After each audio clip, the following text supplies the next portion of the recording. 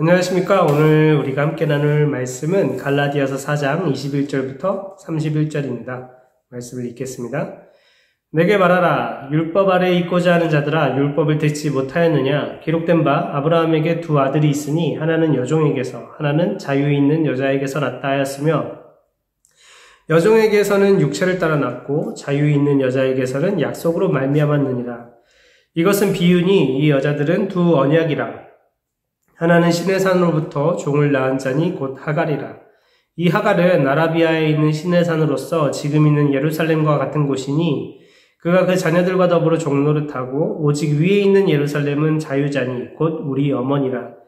기록된 바 잉태하지 못한 자여 즐거워하라. 산고를 모르는 자여 소리질러 외치라. 이는 홀로 사는 자의 자녀가 남편 있는 자의 자녀보다 많음이라 하였으니, 형제들아 너희는 이삭과 같이 약속의 자녀라.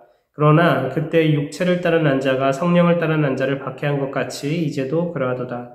그러나 성경이 무엇을 말하느냐? 여종과 그 아들을 내쫓으라. 여종의 아들이 자유 있는 여자의 아들과 더불어 유업을 얻지 못하리라 하였느니라. 그런데 형제들아, 우리는 여종의 자녀가 아니요 자유 있는 여자의 자녀니라. 아멘. 네, 오늘은 약속의 자녀라는 말씀의 제목으로 함께 이 말씀을 나누겠습니다. 이 부분은 이제 사도 바울이 구약에 있었던 한 역사를 비유로 이렇게 풀어내는 그런 말씀인데요. 사실 참 어렵고 난해하기도 하고요. 원래 그 구약의 그 말씀에 의미하는 바가 정말 이러한가 이런 고민을 하게 되는 그런 말씀입니다. 사도 바울은 마치 그 구약에 있었던 그것을 하나의 앞서 계속 얘기했던 것처럼 어떤 그림책처럼 그 장면을 가져와서 지금의 이 교회의 모습을, 지금 교회가 처한 상황을 좀 이제 쉽게 이해할 수 있도록 풀어주고자 이제 그 말씀을 이제 가져와서 비유로 사용하고 있는 겁니다. 그래서 그럼 사도 바울이 말하고자 하는 게 뭔지 오늘 함께 말씀을 나누겠습니다. 네. 21절부터 23절에는 이제 율법에 담긴, 그러니까 여기서 말하는 율법은 모세오경, 토라라고 불리는 모세오경을 가리키는 건데요. 창세기에 있는 말씀이죠. 그 역사적 사실, 그 중에 이삭과 이스마엘, 아브라함의 두 아들 이삭과 이스마엘에 대한 그 이야기를 하고 있습니다. 이삭과 이스마엘은 둘 다 같은 아버지, 아브라함을 같은 아버지로 두고 있지만 둘은 아주 분명한 차이가 있습니다. 어떤 차이가 있나요? 어머니가 다르죠. 이삭은 아브라함의 아내인 사라에게서 태어났고, 이스마엘은 사라의 종인 하갈에게서 태어났습니다. 여종에게서 태어난 거죠. 그리고 이제 태어난 방식이 다른데요. 이 방식이 다르다고 해서 물론 둘 다 똑같이 잉태되고 출산하는 그런 생물학적인 과정은 동일한데요. 근데 이제 차이가 뭐냐면 이스마엘은 아마도 이제 젊었을 하갈을 통해, 임신이 가능했던 하갈을 통해서 태어났어요. 근데 이삭은 이제 더 이상 자녀를 낳을 수 없는 그런 없었던 불임 상태의 사라에게서 태어났죠. 사라는 사실 불임 상태였지만 하나님께서 초자연적으로 역사하셔서 놀라운 기적의 아이가 태어난 것이나 마찬가지입니다. 이스마엘은 아브라함과 사라의 인간적인 생각과 계획으로 우리가 자녀를 도저히 낳을 수 없을 것 같으니까 내 여종 하갈에게 이렇게 하갈과 동침해라. 그 아이를 내 아이처럼 여기겠다. 이렇게 해서 이제 태어났지만, 이삭은 하나님께서 주시겠다는 그 약속, 그 약속으로 태어났습니다. 그래서 방금 말한 이 내용을 이제 히브리서 11장 11절에서 믿음으로 사라 자신도 나이가 많아 단산하였으나, 그러니까 불임이라는 거죠. 잉태할 수 있는 힘을 얻었으니 이는 약속하신 이를 미쁘신 줄 알았습니다. 약속하신 분, 하나님이 미쁘신 분, 신실하신 분이라는 것을 알고 믿었기에 이제 자녀를 잉태하고 낳았다라는 거죠. 바울은 이제 이 둘의 차이, 이스마엘은 인간적인 계산에 의해 자연적으로 종에게 태어났다라는 거. 이삭은 하나님의 약속에 의해 초자연적으로 자유인에게서, 사라에게서 태어났다. 이걸 이 둘을 이제 하나의 비유로 여기면서 이 말씀을 하고 있습니다. 그래서 24절에서 이렇게 말하죠. 이것은 비유니 이 여자들은 두 언약이다. 여기서의 두 언약은 하나는 모세가 시내산에서 한 율법을 가지고 율법을 주시고 맺은 그 시내산 언약을, 또 하나는 예수 그리스도를 통해 시작된 새 언약, 예수 그리스도의 그 피로 세워진 새 언약을 말하는 겁니다. 그래서 이제 하갈은 이제 시내산 언약, 하나님이 모세를 통해 율법을 주시며 이스라엘과 맺었던 그 언약으로 비유를 하고 있습니다.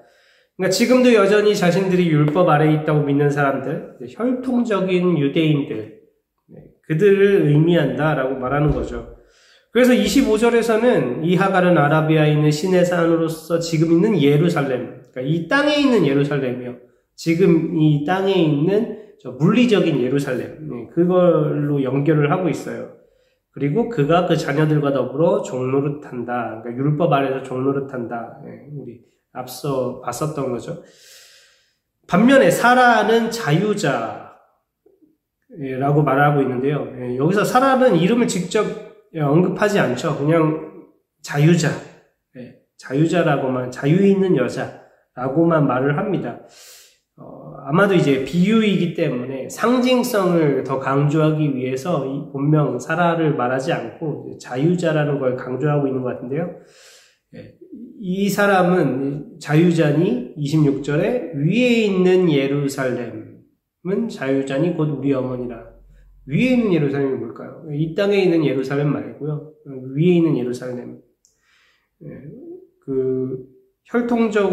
이 땅에 있는 예루살렘은 앞서 말한 것처럼 혈통적으로 유대인, 지리적으로는 저 이스라엘 땅, 그 예루살렘과 성전, 그 나라에 속해 있는 사람들, 이스라엘에 속한 사람들, 유대 나라에 속해 있는 사람들을 가리킨다면 이 위에 있는 예루살렘은 하늘의 예루살렘.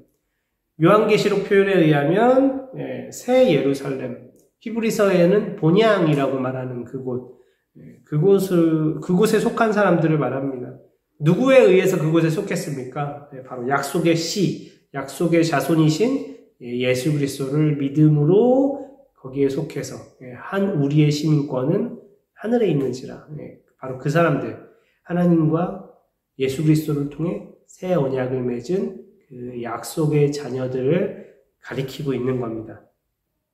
맞죠? 27절에 기록된 바 잉태하지 못한 자여 즐거워하라, 산고를 모르는 자여 소리질러 외치라. 이는 홀로 사는 자의 자녀가 남편 있는 자의 자녀보다 많음이라. 이 말씀은 이사야서 54장 1절 말씀입니다. 이사야서 54장 1절 말씀을 그대로 인용한 건데요. 여기 나와 있는 이 여인, 남편이 있는 여인, 잉태하지 못한 여인, 산고를 모르는 자, 이 여인은 이제 예루살렘 성을 의인화해서 마치 사람처럼, 여인처럼 이렇게 해서 주어진 말씀입니다.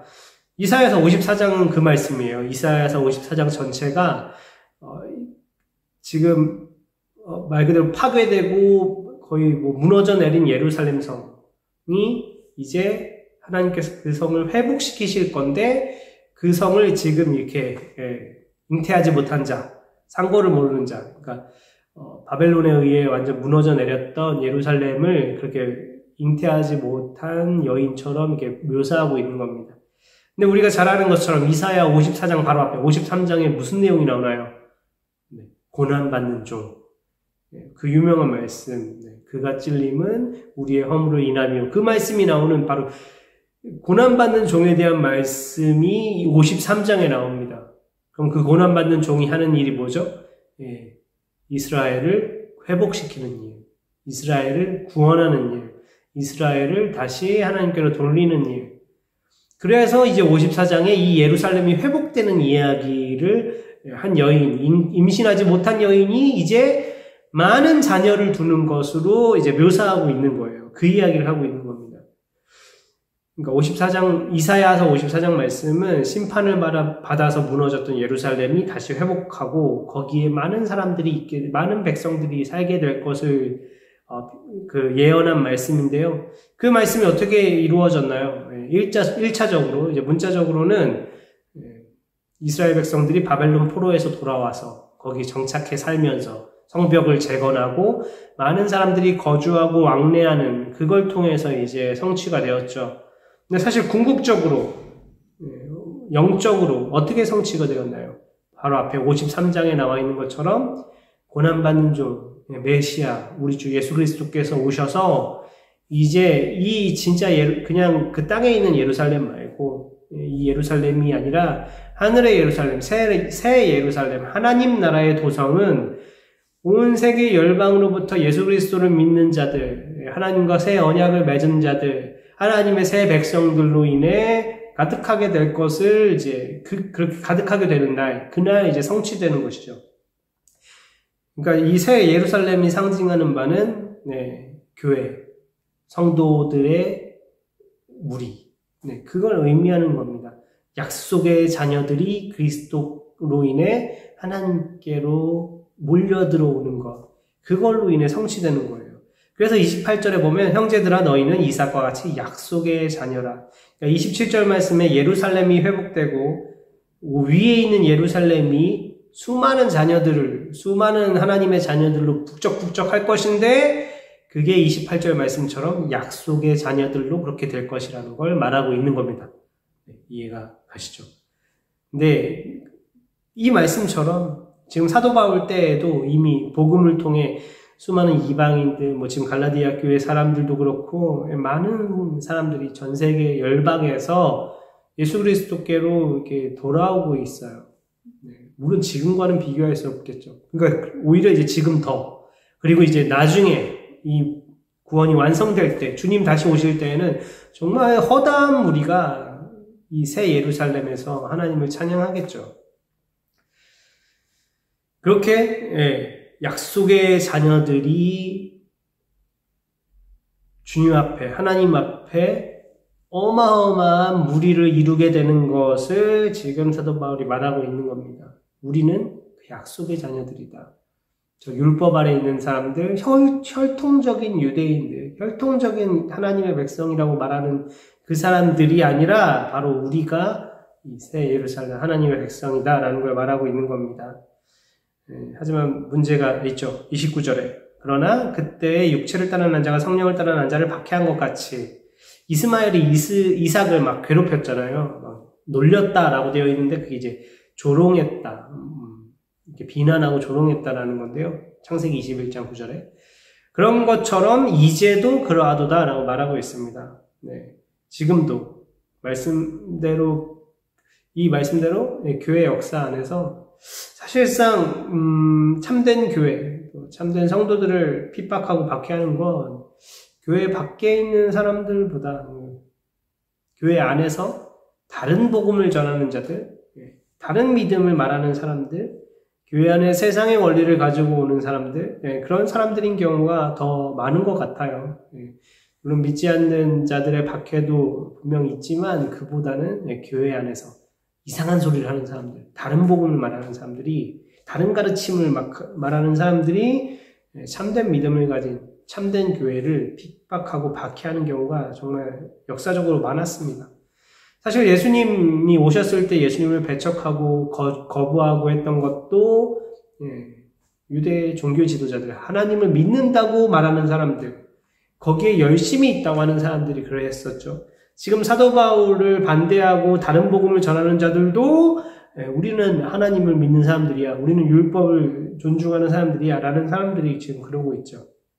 중세시대도 마찬가지고 오늘날에도 오히려 세상이 교회를 염려할 정도로 교회 안에서 세상의 원리를 가져다가, 힘의 원리를 가져다가 참된 복음을 가지고 살아가려는 사람들을 핍박하는 일들이 참 많습니다.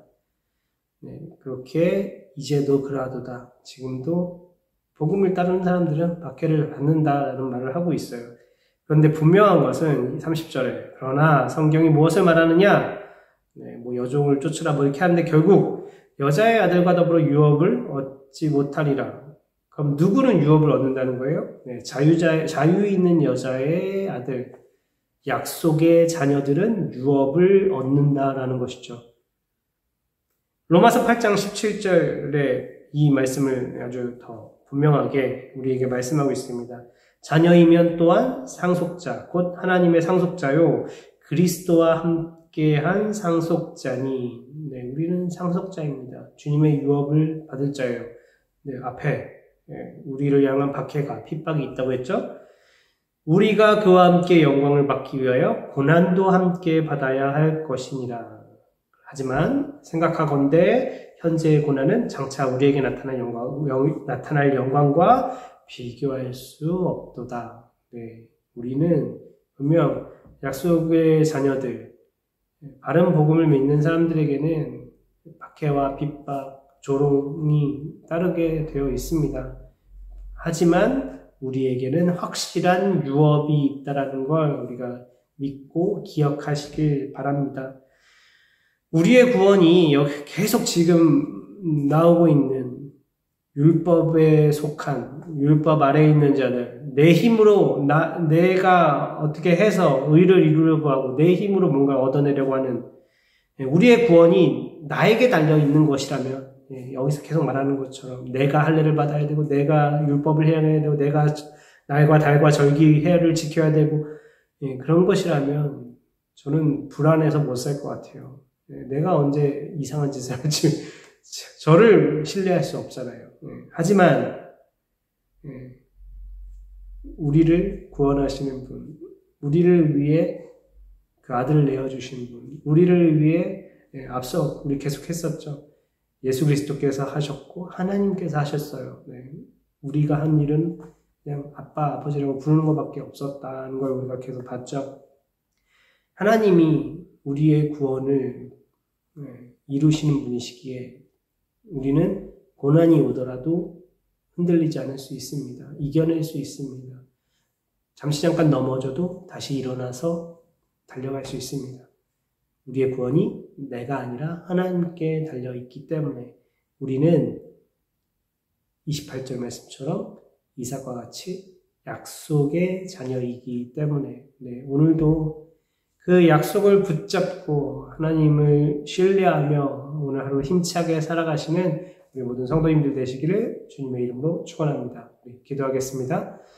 하나님, 저희는 약속의 자녀입니다. 하나님께서 저희에게 주신 그 약속의 성취로 오신 우리 주 예수 그리스도, 그 주님을 믿는 믿음 안에서 저희가 하나님을 신뢰함으로 이 땅을 힘있게 살아가게 하여 주시옵소서. 주님께서 주신 은혜와 복을 누리며 힘있게 살아가는 모든 성도들 될 수 있도록 주님 붙잡아 주시옵소서. 감사드리며 우리 주 예수 그리스도의 이름으로 기도합니다. 아멘.